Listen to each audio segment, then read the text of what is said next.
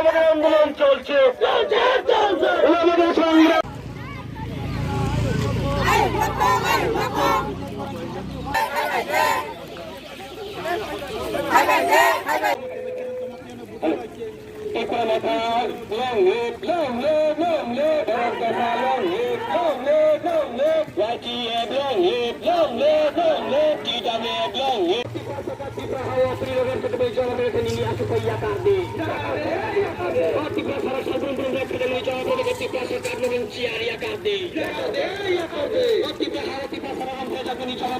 মৈনামাতে 49 ছামুনতি প্রমথার উদ্যোগে আমরা এখানে র্যালি করছি, যাতে আমাদের ভাই টিএসআর ভাই মার্ক হাসিন জমাতিয়া এবং কিরণ কুমার জমাতিয়ার যে খুনি আসামি সুকান্ত দাসকে যাতে ত্রিপুরা সরকার অতি শীঘ্রই শাস্তি প্রদান করে এবং আমাদের ভাই মার্ক হাসিন জমাতিয়া এবং কিরণ কুমার জমাতিয়ার পরিবার যাতে অতি শীঘ্রই ন্যায় পায়।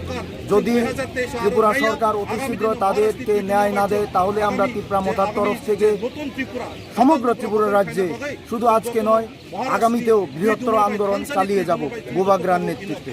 তবে আমরা আশা রাখি, আমরা আদালতের কাছে আশা রাখি যে তারা আমাদের টিএসআর জওয়ান, আমাদের ভাই যে খুনি আসামি সুকান্ত দাসকে অতি শীঘ্রই তারা শাস্তি প্রদান করবে।